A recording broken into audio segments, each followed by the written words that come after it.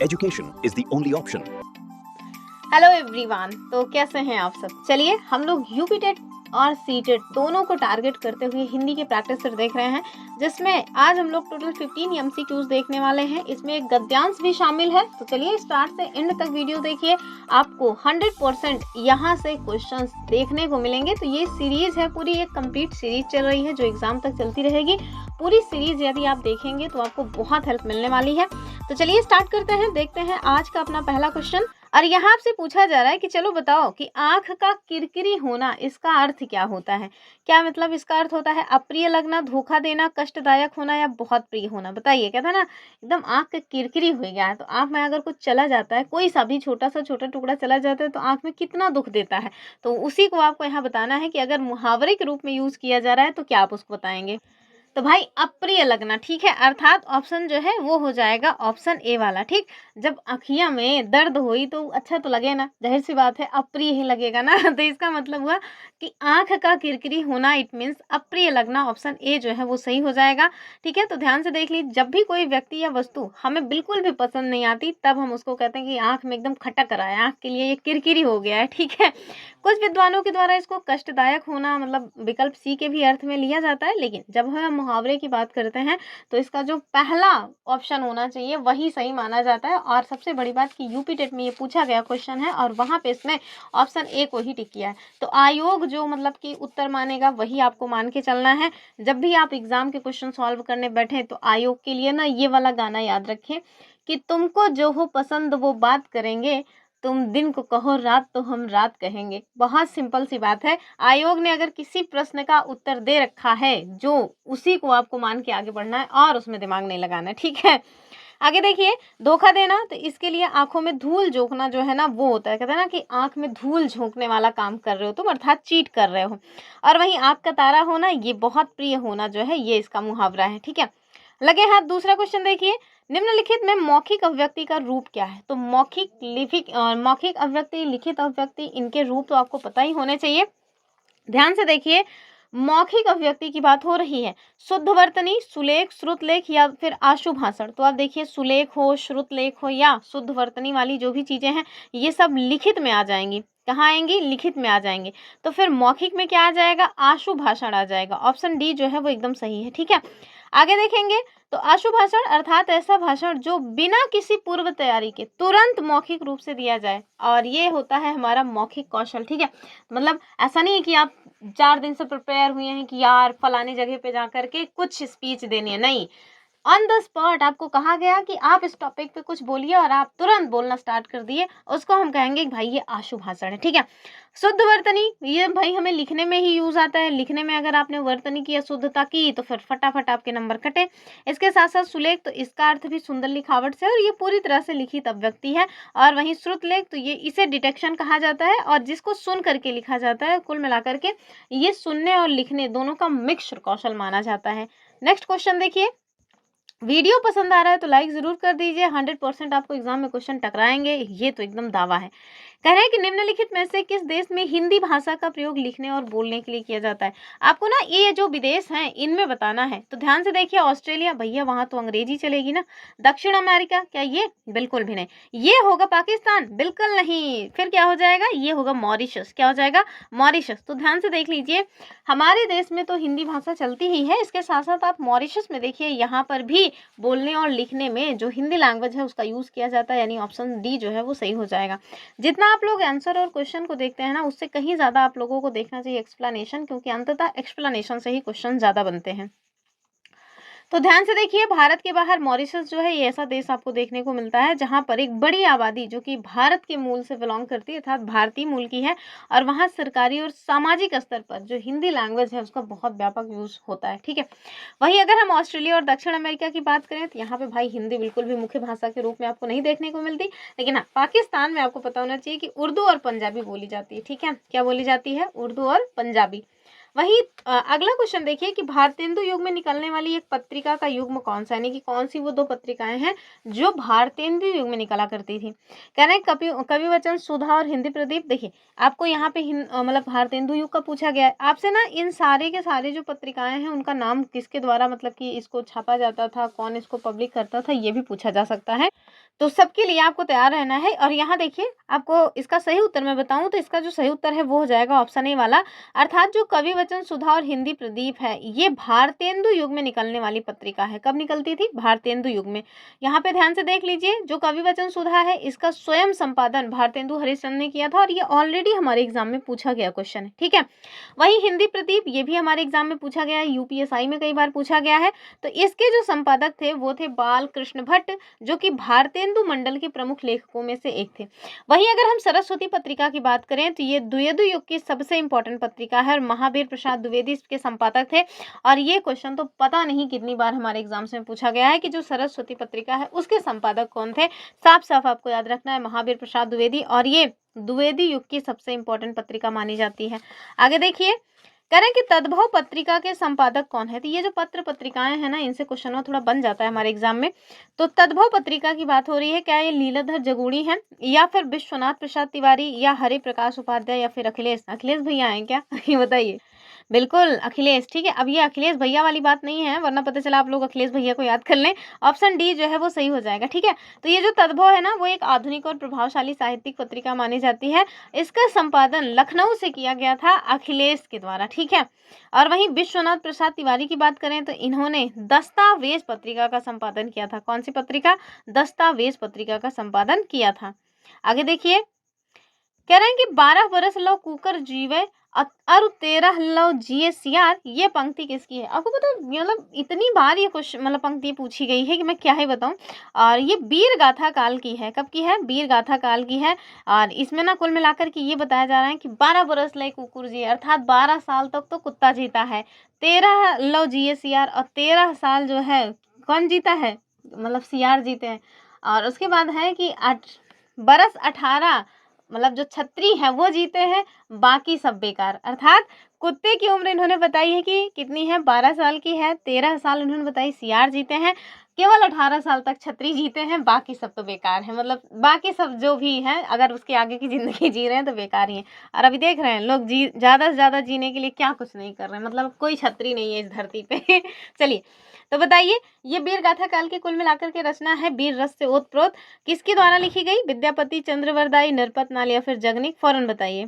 तो भैया ये जगनिक की रचना है। किसकी रचना है? जगनिक की रचना है। तो ध्यान से देख लीजिए, चंद्रवरदाई की एक बहुत ही इंपॉर्टेंट पुस्तक है। फटाफट आप उसका कमेंट करिए नाम, जो कि मैंने एसएसटी के प्रिपरेशन में कई बार बताया हुआ है। और अगर आप लोग पेपर 2 यूपी टेट या सी टेट दोनों में ही पेपर 2 एसएसटी की प्रिपरेशन करना चाहते हैं तो हमारे मेन चैनल के साथ जरूर जुड़ जाइए। नाम है जुनून पढ़ाई का। मेरे ही द्वारा कंप्लीट एसएसटी की प्रिपरेशन उस पर कराई जा रही है। डेली क्लासेस शाम 6 बजे चलती हैं। मोस्ट इंपॉर्टेंट क्वेश्चंस वहां आपको देखने को मिलेंगे, जो सीधे एग्जाम में देखने को मिलेंगे, ठीक है। और मैंने सीटेट के दौरान एमसीक्यू ही भर भर के प्रैक्टिस करवाया था, और मतलब डायरेक्ट एमसीक्यूज पूछे गए हैं। मतलब चलिए आगे देखेंगे। यहाँ आपसे कहा जा रहा है जगनिक को देखिए कि ये प्रसिद्ध जो पंक्ति है वो जगनिक के द्वारा लिखी गई है। परमाल रासो यानी आल्हा खंड से ली गई है। इसमें क्षत्रियों की वीरता का वर्णन किया गया है, ठीक है। वहीं चंद्रवरदाई इन्होंने जो रचना लिखी है वो है पृथ्वीराज रासो, ठीक है। और वहीं नरपति नाल की बात करें तो इन्होंने बीसल देव रासो की रचना की है। तो ये नरपति नाल क्या मतलब क्या लिखे हैं, चंद्रवरदाई क्या लिखे हैं, जगनिक क्या लिखे हैं, तीनों का ही आपको नाम पता होना चाहिए कि परमाल रासो जगनिक का है, पृथ्वीराज रासो चंद्रवरदाई का है, और बीसाल देव रासो नरपति नाल का है। मोस्ट इंपॉर्टेंट है, स्टार लगा के रख लीजिए। फिर देखिए, निम्नलिखित में से कौन सी व्याकरण और वर्तनी से शुद्ध भाषा कहलाती है? यानी कि व्याकरण और वर्तनी से जो शुद्ध भाषा है वो क्या कहलाती है? क्या ये साहित्यिक भाषा है, प्रांजल है, व्याकरणिक है या फिर मानक भाषा है? तो ध्यान रखिएगा, जो मानक भाषा है ना उसी को हम लोग कहते हैं भैया कि ये व्याकरण और वर्तनी दोनों से ही एकदम शुद्ध है, यानी कि मानक लैंग्वेज, यानी ऑप्शन डी।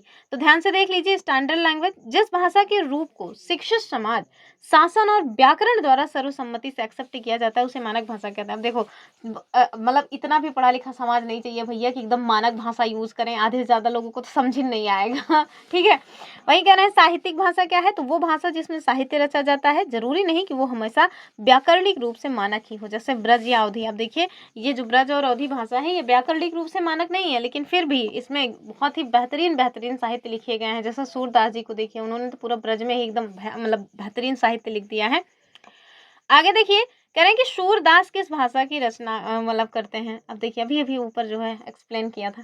क्या ये अवधी है? तो अवधी के लिए तो आपको याद रखना है तुलसीदास जी को। किनको? तुलसीदास जी को याद रखिए, क्योंकि उन्होंने एकदम महान ग्रंथ ही लिख दिया, रामचरितमानस। ठीक है, इसके साथ साथ आपने एक और जो है रचना देखी होगी, पद्मावत का नाम सुना है? तो जो पद्मावत रचना है ना, वो अवधी भाषा की बहुत ही बेहतरीन रचना है। ठीक है, और उसमें ना मतलब जो 12 मासी कवि मतलब कि गान टाइप का है, कुल मिला के ना वो गायन टाइप का है, ये बड़ा बेहतरीन है। मैं भी थोड़ा सा भुला गई हूँ, बाकी मैंने उसको पढ़ा था तो मतलब मजा आ गया था पढ़ करके।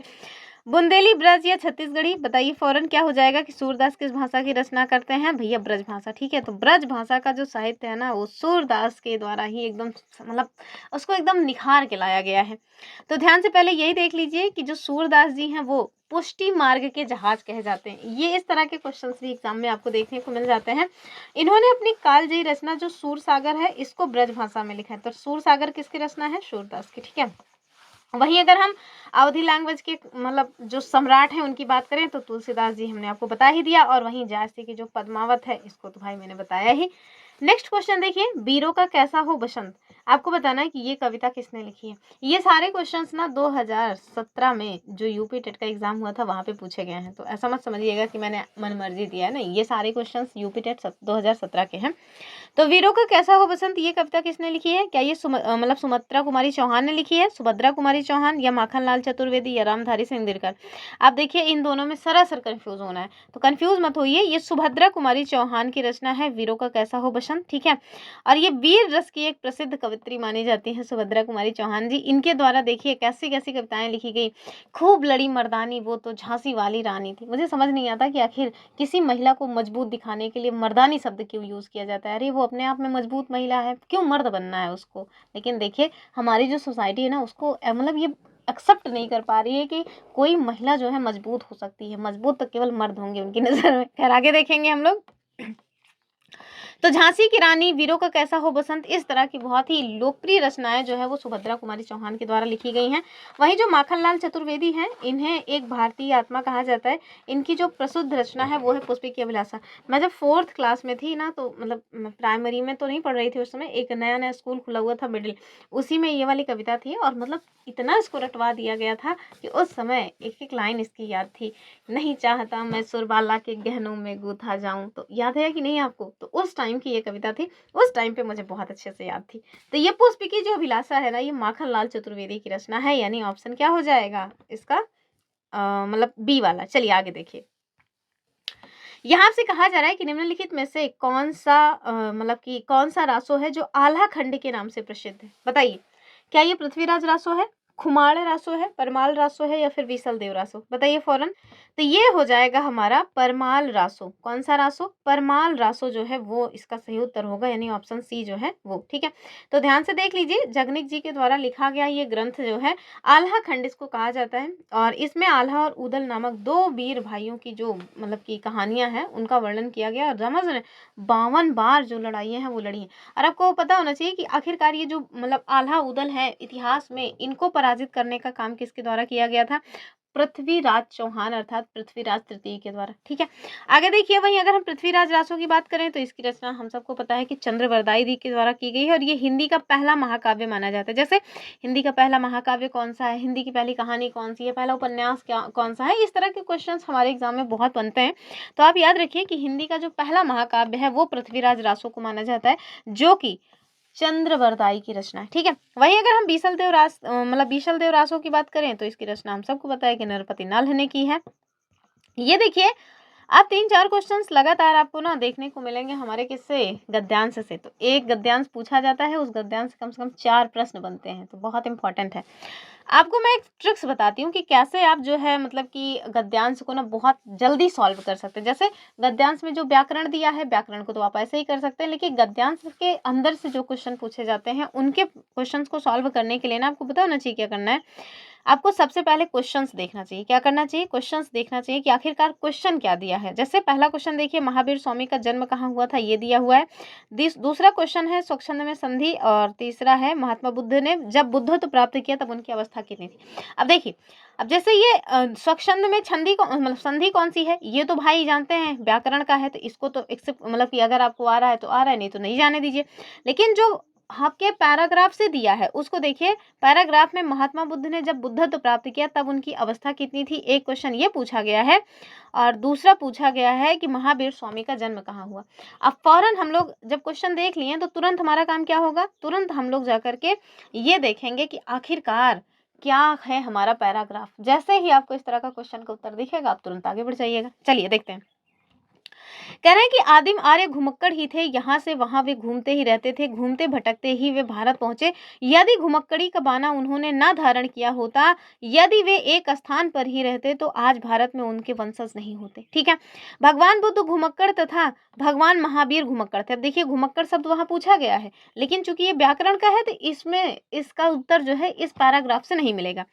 कह रहे हैं कि भगवान बुद्ध घुमक्कड़ तथा महावीर स्वामी घुमक्कड़ थे। वर्षा ऋतु के कुछ महीनों को छोड़कर एक स्थान पर रहना बुद्ध के वश में नहीं था। यहाँ ध्यान से देखिए कि 35 वर्ष की आयु में उन्होंने बुद्धत्व प्राप्त किया। और क्वेश्चन क्या पूछा गया था कि जब उन्होंने बुद्धत्व प्राप्त किया तब उनकी आयु कितनी थी। तो ध्यान से देखिए आपको उत्तर मिल गया कि नहीं, 35 वर्ष थी।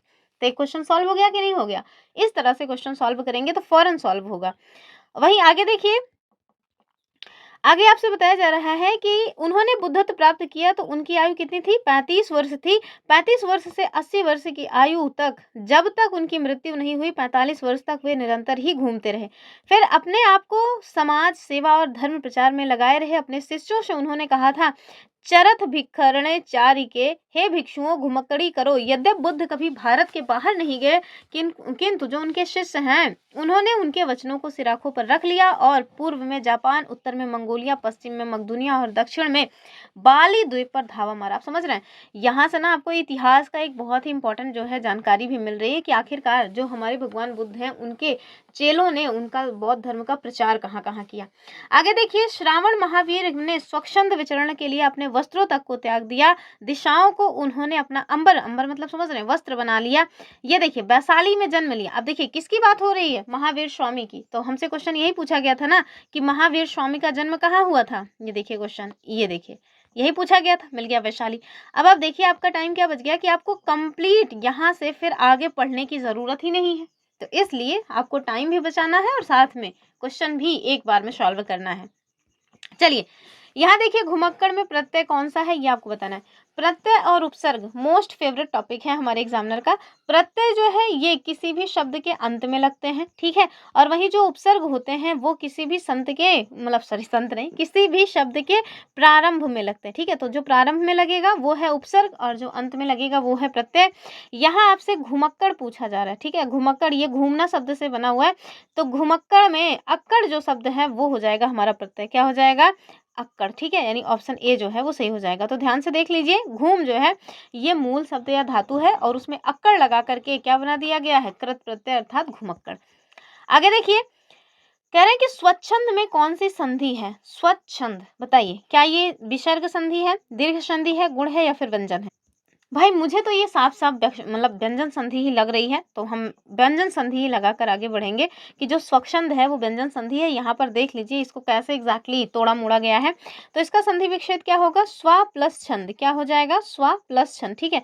नियम क्या है कि यदि किसी स्वर के बाद छाए, देखिए यदि किसी स्वर के बाद छाए, अब स्वर आपको दिख नहीं रहा होगा, क्यों, क्योंकि वह तो आपको दिख रहा है कि भैया साफ साफ ये मतलब कि व्यंजन है। तो ध्यान रखिए, अगर कहीं पर वाह ऐसे कंप्लीट लिखा है तो इसका मतलब है कि वो ऐसे है एग्जैक्टली, यानी कि वाह जो है उसमें हलंत लगेगा और आ, अगर आ का जो है मतलब जोड़ ना हो तो आप समझिए कि कोई भी व्यंजन कंप्लीट नहीं होता, बिना स्वर के व्यंजन कंप्लीट नहीं होता। तो इस वजह से आप ध्यान से देखिए, क्या कह रहे हैं कि यदि किसी स्वर के बाद छा आए। अब देखिए किसी स्वर, तो आ जो है ये स्वर ही है, इसके बाद क्या आ रहा है, छा आ रहा है, तो ये यहाँ तक तो कंप्लीट हो गया। तो छा से पहले चा जुड़ जाता है, तो छा से पहले क्या जुड़ेगा, चा जुड़ेगा, अर्थात श्वा प्लस ये जो आधा चा है वो होगा और उसके बाद छंद, ठीक है। तो इसी से मिलकर के क्या बना, स्वर प्लस छा अर्थात स्वच्छंद, ठीक है। तो कैसे बन गया, स्वच्छंद। इस तरह से बन गया। नियम क्या था कि किसी मतलब कि स्वर के बाद अगर छ आता है तो बीच में आधा च जुड़ जाता है, अर्थात स्वच्छंद हो जाएगा। ठीक है, चलिए आगे देखेंगे। यहाँ आपसे लास्ट क्वेश्चन में कह रहे हैं कि श्रुति धर्म का क्या अर्थ है, बताइए। जो श्रुति धर्म है इसका क्या अर्थ है? जैन धर्म, बौद्ध धर्म, मुस्लिम धर्म या वैदिक धर्म? हम सबको पता है भैया, जो हमारे वैदिक धर्म है ना वो श्रुति पर आधारित है। ठीक है, यानी कहने सुनने पर आधारित है। उनको स्टार्टिंग में लिखा या संकलन नहीं किया गया था, बाद में फिर उनका संकलन किया गया है। तो स्टार्टिंग में तो ये क्या थे, ये श्रुति धर्म पे ही आधारित है, अर्थात गुरु शिष्य परंपरा चलती थी। गुरुजी जो है वो अपने शिष्यों को सुना दिया करते थे और फिर से अपने शिष्यों को सुनाते थे। ऐसे ही ये परंपरा चल रही थी। ठीक, और दरअसल ये वाला क्वेश्चन भी ना पूछा गया था पैराग्राफ वाइज से, लेकिन मैंने आपको ऐसे ही बता दिया। तो ध्यान से देख लीजिए, प्राचीन काल में जो वेद हैं उनको सुनकर याद किया जाता था। यही कारण है कि वेदों को क्या कहते थे, श्रुति कहते थे। और ये जो हमारे वेद हैं वो कितने हैं, 4 वेद हैं। कितने हैं, 4 वेद। कल मैंने ना अब इसी चैनल पे लूसेंट की जो हमारी हिस्ट्री है ना उसको शुरू किया है। वो हमारे एग्जाम में, मतलब हर एक एग्जाम में बहुत मदद करती है लूसेंट की हिस्ट्री। आप देश के भीतर कोई भी एग्जाम दे रहे हो, उत्तर प्रदेश, एमपी या फिर उत्तराखंड, बिहार, किसी भी स्टेट का एग्जाम दे रहे हो, कोई भी एग्जाम दे रहे हो, आप समझिए कि लूसेंट की पुस्तक मोस्ट फेवरेट पुस्तक मानी जाती है। तो मैंने अपने इसी चैनल पे उसको स्टार्ट किया है। जैसे आप लोग उस पर रिस्पॉन्स करेंगे उसको उसी तरह से हम आगे बढ़ाएंगे। तो उसमें अभी ना पहला जो टॉपिक हमने पढ़ाया है वो अपने भारत के इतिहास को समझने में कौन सी चीज़ें हैं जो हेल्प करती हैं। तो उसमें हमने सबसे पहले धार्मिक साहित्य पढ़ाया। ठीक है, जो धार्मिक साहित्य है उसमें सबसे प्रमुख तो हमारे वेद ही हैं। क्यों? क्योंकि 4 वेद जो हैं वो हमें देखने को मिलते हैं और प्राचीनतम रचना ये मानी जाती है। यहीं से हमें अपने इतिहास की सर्वप्रथम जो व्याख्या है मिलती है, सर्वप्रथम जो जानकारी है वो मिलती है। तो इस वजह से अगर आप चाहते हैं कि किसी भी एग्जाम की प्रिपरेशन कर रहे हैं और लूसेंट आप कंप्लीट करें, वो भी माइंड मैप से, बहुत ज़्यादा लिखा पढ़ा नहीं, तो फिर आप उन क्लासेस के साथ ज़रूर जुड़िए। अभी मैंने उसको फिक्स टाइम नहीं किया है, लेकिन हाँ क्लासेस उसकी मिलती रहेंगी। सप्ताह में 2 से 3 क्लास हम उसकी रखेंगे, क्योंकि बहुत बेहतरीन कंटेंट बनाने में बेहतरीन समय लगता है। आगे देखिए, कह रहे हैं कि गद्यांश के अंत में वैदिक धर्म के उत्थान के संदर्भ में इसका प्रयोग हुआ था, लेकिन हम लोगों ने गद्यांश तो वहीं छोड़ दिया था। खैर जाने दीजिए, मैंने आपको उत्तर बता दिया है। ये क्वेश्चन ना दरअसल स्टैटिक जीके का है, तो इस वजह से मैंने इसको गद्यांश में खोजा ही नहीं। खैर आज के लिए इतना ही। आई होप आप लोगों ने कंटेंट को पसंद किया होगा, वीडियो समझ आया है, वीडियो पसंद आया है। वीडियो पसंद आया तो लाइक शेयर एंड चैनल को सब्सक्राइब करना मत भूलिए। अपने मित्रों को जरूर शेयर कीजिए और एसएसटी की कंप्लीट प्रिपरेशन के लिए मेरा चैनल जुनून पढ़ाई का जरूर सब्सक्राइब कर लीजिए। शाम को हम डेली 6 बजे क्लास उसकी लेते हैं। चलिए फिर मिलते हैं, तब तक के लिए नमस्कार एंड जय हिंद।